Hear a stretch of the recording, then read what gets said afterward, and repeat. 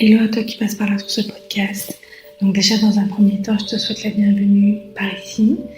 Donc moi c'est Anissa et je te souhaite la bienvenue sur le journal d'Anissa. Donc tout simplement le podcast que j'ai créé. Donc j'espère qu'à travers mon podcast tu te sentiras moins seule. Donc comme tu l'as deviné, donc moi c'est Anissa. Je sais pas si je l'ai déjà dit. Donc j'ai 29 ans. J'ai été diagnostiquée de l'adénomyose en 2020. Et donc ce premier épisode du podcast a pour but, je dirais dans un premier temps, de parler un petit peu de mon parcours avec la maladie et de vous raconter tout ce que j'ai pu traverser depuis 2020.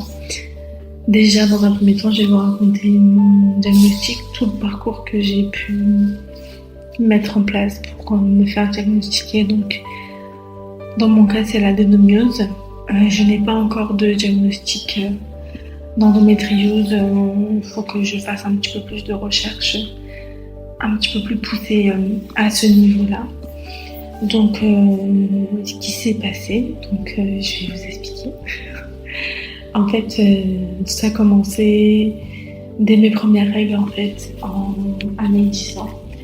J'ai eu des douleurs de règles quand même assez importantes et abondantes, donc dès le début.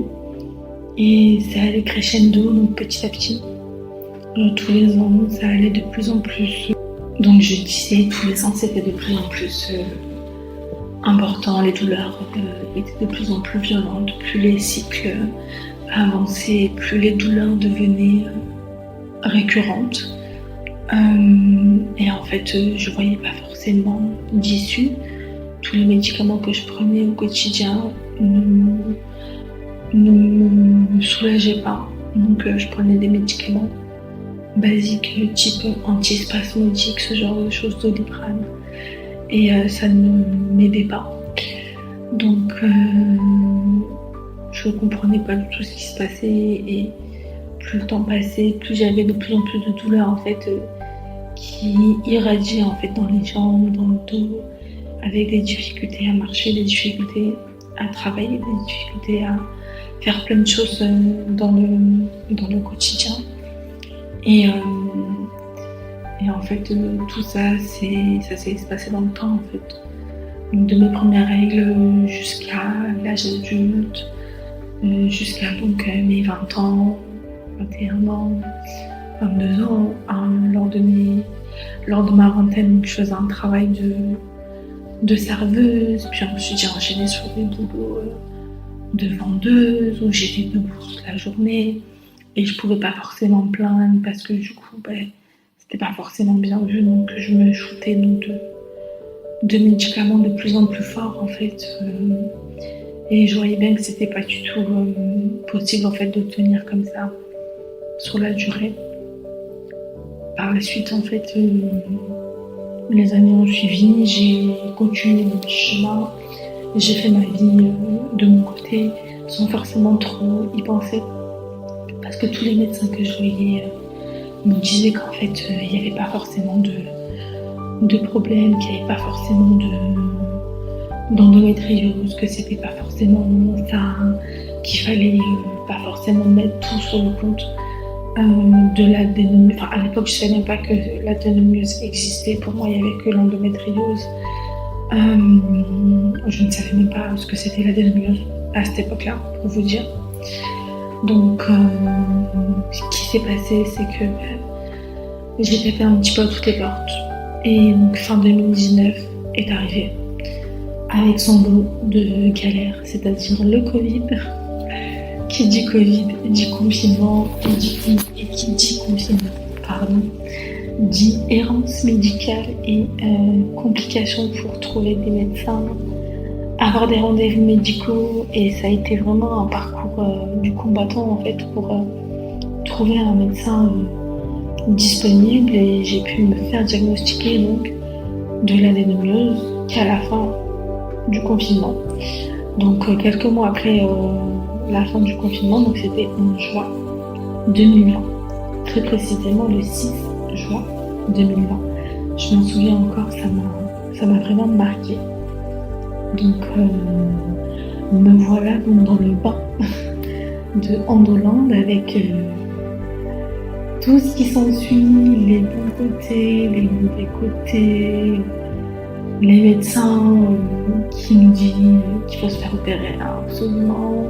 Puis moi à l'époque j'avais une peur vraiment, je vais pas dire irrationnelle, mais de l'opération parce que dans ma famille en fait il y a un parcours assez compliqué avec l'endométriose, le fait de se faire opérer. J'ai une de mes tantes qui a eu une endométriose très sévère avec de très grosses complications. Et donc, inconsciemment, j'ai dû associer le fait de se faire opérer à des complications. Donc, ça m'a pas forcément aidée. Donc voilà, donc j'arrive un peu dans tout ça. Et en fait, très vite, j'ai essayé en fait de me renseigner le plus possible. Ça a été très compliqué en fait. Quand j'ai eu mon diagnostic, j'ai eu un choc émotionnel qui m'a fait perdre 10 kilos. Ça a vraiment pas été évident pour moi. S'en est suivi donc plusieurs moments où j'ai pris des traitements, tenté des choses. On a essayé plein de traitements mais qui ont été un échec. Mon corps prenait le dessus à chaque fois. J'ai vu pléthore de spécialistes qui me disent que donc il n'y a pas forcément d'endométriose, il y a une adénomiose mais pas l'endométriose. Les radiologues que j'ai pu voir n'étaient pas forcément des radiologues spécialisés en endométriose. Les médecins ne faisaient pas forcément l'effort de voir les images, ils se contentaient seulement des comptes rendus d'imagerie. Et donc c'était quand même très très très compliqué. Donc honnêtement je pense, aujourd'hui je peux dire que après bientôt 4 ans de diagnostic, que même si on m'a posé un diagnostic en endométriose, j'ai clairement eu une errance médicale où les médecins en fait n'ont pas trop su m'aider, m'aiguiller. Enfin, je suis suivie donc depuis janvier 2021 dans un centre de la douleur pour pallier à mes douleurs chroniques. Donc j'ai développé des douleurs neuropathiques depuis mon diagnostic en fait. Je pense que je devais les avoir depuis tout le temps, mais depuis tout le temps. Ça ne se dit pas, Anissa. Depuis tout le temps, ça ne se dit pas. Depuis longtemps, plutôt. On va pas cut, on va laisser. Ce sera beaucoup plus authentique et beaucoup plus marrant pour les personnes qui vont passer par là. Donc, oui, ça m'arrive de me parler à moi-même, mais c'est pas grave. Donc, je disais que je suis suivie depuis 2021 dans ce centre, mais honnêtement, j'ai que ça. J'ai le centre de la douleur, j'avais les kinés. Depuis que je travaille, donc c'est très compliqué de trouver une organisation pour mettre en place des séances de kiné. Et puis honnêtement, je suis clairement fatiguée en fait. J'arrive à un point où j'ai du mal à trouver l'énergie en fait de me remettre dans cette boucle, enfin j'ai l'impression d'être dans une boucle infernale un peu. Donc c'est un peu particulier. Et en fait, je vais pas dire que j'arrive à un stade où je n'en peux plus. Concrètement, en fait, aujourd'hui où j'en suis, donc par rapport à mon diagnostic, donc j'ai eu mon diagnostic en 2020, oui, ok, d'adénomiose. Ça a été posé. L'endométriose, on n'est pas sûr. On pense que peut-être il y a, mais ce n'est pas encore acté. Donc ça déjà c'est posé. J'ai eu aussi également, ça j'ai oublié de le préciser aussi, un diagnostic de syndrome des ovaires polykystiques. Donc ce qui fait que donc, j'ai beaucoup de mal à perdre de poids. Tous les traitements que j'ai pu prendre là depuis 4 ans m'ont fait prendre énormément de poids. Ce qui fait que j'ai beaucoup de mal à perdre ce poids que j'ai pris depuis tout ce temps. Qu'est-ce qu'il y a d'autre encore ? Le fait que avant mon diagnostic, j'étais une personne qui faisait énormément de sport. J'étais arrivée à mon goal entre guillemets physique. en 2019. Et ensuite, ça a été la dégringolade. Donc, confinement, inactivité physique, enfermé chez soi. Je faisais des crises d'angoisse pendant le Covid, c'était infernal. Je mettais tout un masque et tout, je vous raconte pas. Quoi d'autre encore? Diagnostic d'endométriose, perte de poids fulgurante, ensuite prise de poids, et depuis cette prise de poids, j'arrive plus à trouver le rythme que j'avais avant tout ça. Donc le rythme que j'avais en 2019 me correspondait bien, j'étais bien dans ce rythme-là, mais depuis je n'arrive plus à le retrouver. Et c'est... Je vais pas dire que j'ai du mal avec ça, mais je pense que j'ai encore un peu de mal à l'accepter parce que j'avais trouvé un certain équilibre en fait pendant tout ce temps que je n'ai plus aujourd'hui. Honnêtement, je ne sais pas quoi faire comme sport. J'ai repris la musculation, j'arrive pas à reprendre. La piscine, mais la piscine, je suis pas très régulière. Je faisais de la balnéothérapie, mais la balnéothérapie, faut y aller quoi. C'est très régulier, c'est toutes les semaines, c'est 2-3 fois par semaine, et c'est pas forcément les horaires qu'on aurait envie. Donc quand on travaille, c'est compliqué de caler des moments qui nous arrangent pour la balnéothérapie. Donc il y a ça, il y a la kiné aussi. Pareil, donc, pour trouver une kiné qui accepte des patients d'endométriose pour des suivis de douleurs chroniques, c'est très compliqué. Surtout que moi je travaille, pour ceux qui connaissent, moi j'habite à Marseille, pour ceux qui connaissent Marseille, moi je travaille dans le 16e arrondissement, donc vers les Sacs, et j'habite à l'autre bout de Marseille, j'habite vers la Valentine. Donc pour vous dire à quel point c'est une galère. Après bon, je suis véhiculée, j'ai la voiture, mais même avec la voiture, donc le temps de faire le trajet, d'arriver chez le kiné à temps et tout, c'est toute une organisation en fait. Et aujourd'hui, à quel point est-ce que j'en suis? J'en suis au stade de bon, ok, j'ai eu le diagnostic de l'endométriose, ça s'est posé, très bien, pas de souci, ok, c'est clair. Adénomiose, pas endométriose parce que je fais des lapsus à chaque fois. Donc adénomiose, donc ça c'est posé, c'est clair, c'est net, c'est précis. Donc j'ai eu un diagnostic d'adénomiose diffuse dans tout l'utérus. Syndrome des ovaires polykystiques, ok, c'est posé. Par contre, comment expliquer mon diaphragme hyper contracté, le fait que j'ai du mal à respirer, mes douleurs digestives, mes douleurs dans le dos, à l'arrière du dos, mes douleurs rectales. Excusez-moi du terme, on va parler cru, on va essayer de poser les termes. À un moment donné, il faut dire les choses parce que quand on parle d'endométriose et d'adénomiose, il y a ce type de problème là aussi. Donc pour les personnes frileuses, passez votre tour. Voilà, qu'on soit clair. Donc tout ça pour dire qu'en fait, aujourd'hui, je bug. Pourquoi est-ce qu'il y a un blanc? Je ne sais pas. Je disais tout ça pour dire qu'aujourd'hui, j'arrive à un stade où j'ai envie en fait de vraiment avoir des termes clairs et d'arrêter d'être dans le flou en fait. Voilà. J'ai cette sensation d'être dans le flou et de ne pas savoir clairement ce que j'ai parce que les médecins n'arrivent pas à se mettre d'accord, parce que les radiologues me sortent des comptes rendus tout aussi contradictoires les uns que les autres. Ma médecin va me dire un truc, mon gynécologue va me dire un truc, ma gynécologue qui me fait le suivi gynécologie va me dire un truc.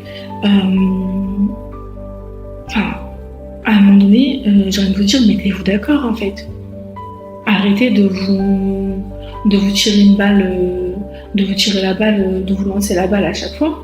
Et mettez-vous d'accord en fait. Parce que c'est clairement agaçant. Parce que je me dis en fait que même si j'ai le diagnostic d'endométriose, que tout est posé, tout est clair et tout, je me trouve dans un stade où je suis en errance thérapeutique. Certes, j'insiste, je contacte tout le temps des médecins pour essayer d'avoir des rendez-vous à droite à gauche et tout. Là, j'ai réussi, là, c'était quand? C'était aujourd'hui, oui, effectivement, c'était aujourd'hui. Aujourd'hui, j'ai réussi à avoir un rendez-vous avec donc, la gynécologue spécialisée en endométriose qui me suit, mais je ne l'ai pas vue depuis 2023. Donc, c'est pour vous dire que ça fait 2 ans que je ne l'ai pas vue. 2 ans. Et puis, j'ai revu que j'avais un rendez-vous en IRM en 2024 que je n'ai jamais fait. Enfin, en fait, j'ai l'impression qu'on est un peu lâché comme ça, seul en fait. On n'est pas accompagné et je trouve ça vraiment dommage qu'il n'y ait pas d'accompagnement clair, net et précis quand on a des parcours aussi compliqués. Il y a l'endométriose, pour vous dire, mon premier bilan de fertilité, je l'ai fait à 24 ans. J'en ai 29 aujourd'hui, j'en ai pas refait un depuis. Et donc c'était ce bilan où c'était ressorti que j'avais un syndrome des ovaires polykystiques. Mais du coup, je me dis, mais c'est... Démerdez-vous quoi, en gros. Ok, vous avez l'adénomiose ou l'endométriose, mais à côté de ça, trouvez vos solutions vous-même en fait. On est un peu lâché dans la nature et j'ai l'impression qu'il y a un gros manque actuellement d'accompagnement pour les personnes atteintes d'endométriose ou d'adénomiose. Je me dis, moi qui ai 29 ans, qui suis une adulte, qui est capable donc, de me gérer, de faire tout ce que j'ai à faire, de prendre des rendez-vous médicaux, voire pour m'organiser avec le travail, pour reposer un jour de congé ou un arrêt maladie ou autre, qui arrive à m'organiser relativement bien, c'est ok. Mais une gamine qui vient d'avoir son diagnostic d'endométriose et qui se retrouve avec sa mère dans ce type de parcours comme ça, mais comment on fait en fait? Où est l'accompagnement? Surtout que ces jeunes femmes, elles se retrouvent un petit peu livrées à elles-mêmes, quoi. On les met sous pilule et puis ça s'arrête là. Sauf que c'est pas forcément la solution miracle en fait. De mettre les patients sous pilule et d'attendre que ça passe. Moi j'ai été sous pilule quasiment tout mon parcours. Ça n'a pas passé en fait. Ma pathologie elle a flambé de plus belle. Donc je veux pas paraître défaitiste. Je partage seulement mon expérience, mon parcours.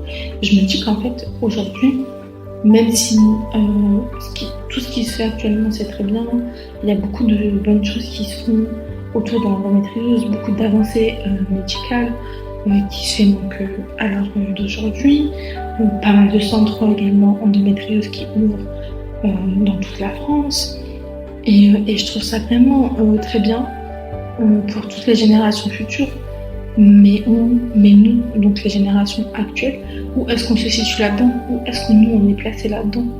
Et c'est la question que je me pose réellement, parce qu'en fait je trouve que on est encore loin d'avoir tout réglé.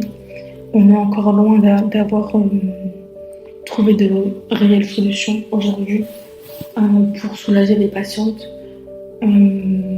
et leur donner des réponses claires, nettes et précises.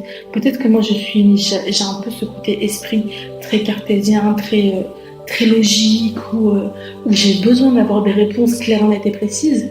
Parce que en fait, si je suis dans le flou, je ne me sens pas forcément très rassurée et du coup, comment dire le terme? Oui, je pense que c'est ça le terme. Je pense que moi, je suis peut-être une personne qui a besoin de savoir ce qu'on fait, où on va, comment est-ce qu'on va s'organiser, la marche à suivre entre guillemets. Même s'il n'y a pas forcément de remède miracle, chacun avance à son rythme, mais je pense honnêtement que c'est toujours bien d'avoir un plan d'action et d'avoir une sorte de, je ne vais pas dire une trame, mais une sorte de choses en fait à mettre en place pour pouvoir justement avancer. Pour vous dire un exemple tout bête, le centre où je suis suivie d'unité douleur, quand j'ai commencé à être suivie ici, c'était un peu à la One Again Beast to Fly, pour vous dire, c'est une expression Yes. C'était un peu, tu viens, on te fait la perfusion, tu viens, t'as compris. Tu viens, on te fait la perfusion, on prend ta tension de temps en temps quand tu es dans ta chambre, et ensuite on te sert le repas. C'était pas très très cadré, on va dire. Mais c'est pas péjoratif, attention. C'était les débuts du centre, ça commençait à peine. Aujourd'hui, pour vous dire, dans toutes les chambres, ils nous ont foutu un programme jour par jour. Tel jour, vous avez tel rendez-vous, tel jour, vous avez la technicienne de laboratoire qui va venir vous faire la prise de sang, tel jour, il y a ceci, tel jour, il y a cela. Et c'est cadré, en fait. T'as un programme, quoi.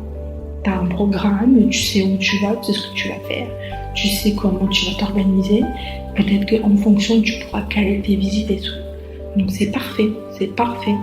Et peut-être que moi je suis quelqu'un qui a besoin d'avoir des plannings, je sais pas. Mais tout ça pour dire que j'ai l'impression qu'on n'a pas de plan d'action et qu'on n'est pas redirigé vers les bons spécialistes. C'est pourri un peu, mais c'est triste à dire, mais c'est comme ça. Même les spécialistes, des fois, on se demande d'où est-ce qu'ils sont sortis spécialistes, quoi. C'est la question que je me pose, quoi. Donc, mais je ne veux pas vous décourager en vous disant que tout le monde, que tout le monde est comme ça. Mais je pense qu'il faut savoir poser les bonnes questions et être acteur, je pense, de sa santé et ne pas se laisser embarquer en mode le médecin nous prend par la main, il nous amène là où est-ce qu'il veut nous amener. Non, ça marche pas ça. Non. En tout cas, avec moi, ça ne marche pas. Mais il ne m'emmènera pas là où il veut. C'est moi qui vais l'amener où moi je veux. Pas mal. Tout ça pour dire que... Conclusion. Pour ma part, diagnostic d'adénomyose, diffuse, syndrome des ovaires polykystiques, suivi au centre de la douleur. Pro et qui fait des perfusions d'antidouleurs tous les 3 mois, qui est plutôt bien soulagé. Donc à ce niveau-là, ça va quand même un petit peu mieux. Donc voilà où est-ce que j'en suis aujourd'hui en 2025, en espérant qu'il y ait du mieux dans les années à venir. Donc, qu'est-ce qui m'attend dans les semaines à venir? Je dirais au rendez-vous chez ma spécialiste, peut-être le mois prochain, si elle est dispo. Je vais faire le point avec mon équipe médicale, les médecins qui me suivent au quotidien, et on verra bien ce qui se passe. Dans tous les cas, il ne faut absolument pas, je pense, baisser les bras, parce que cette maladie, elle nous met à la rude épreuve, mentalement et physiquement. On a des douleurs chroniques, on doit se lever le matin pour aller bosser, et on doit aussi gérer tout ce qui est donc nos rendez-vous médicaux. Je ne sais pas si pour celles qui ont des enfants, mais du coup gérer les gosses, gérer donc l'organisation de sa maison, faire les courses, faire ceci, faire cela. Donc j'ai l'impression qu'en fait tout ça nous met vraiment à rude épreuve mentalement et physiquement, parce que du coup nous, à quel moment est-ce qu'on trouve du temps pour soi? À quel moment est-ce qu'on se fait plaisir? À quel moment est-ce qu'on essaye d'avoir des moments de détente où on est bien, où on est dans un moment où tout va bien, où on passe une bonne après-midi, en terrasse, en voiture avec les copines, à la plage. Je pense qu'il faut essayer quand même de... Je vais pas dire ça comme ça, mais je pense que le plus important, en fait, c'est de trouver un équilibre, honnêtement. En tout cas, moi, j'essaie de le trouver encore, jusqu'à présent. Et j'espère le trouver très bientôt. Même si c'est pas évident. Mais je pense que c'est ça. Faire la part des choses, trouver le juste milieu et tenter de trouver un équilibre dans tout ça. Donc je pense que ce sera la conclusion de cet épisode. Donc de ce premier épisode pour le coup. Donc en espérant que ça vous aura plu. Donc je vous ai mis en description tous mes réseaux sociaux où vous pouvez me suivre. Donc j'ai également une chaîne YouTube que vous pouvez voir aussi sur donc dans ma description. Donc n'hésitez pas à aller voir cela. Donc ce podcast est hébergé par Ocha. Donc vous avez le lien de l'hébergement et vous pouvez le retrouver sur Apple Podcast, Spotify, Deezer normalement, il faut que je vérifie. Mais voilà, donc en espérant que ce premier épisode vous aura... En espérant que ce premier épisode vous aura plu. On va pas cut, on va laisser comme ça. C'est nature peinture ici. Allez, bisous, passez une bonne soirée ou bonne journée pour celles qui m'écoutent la journée.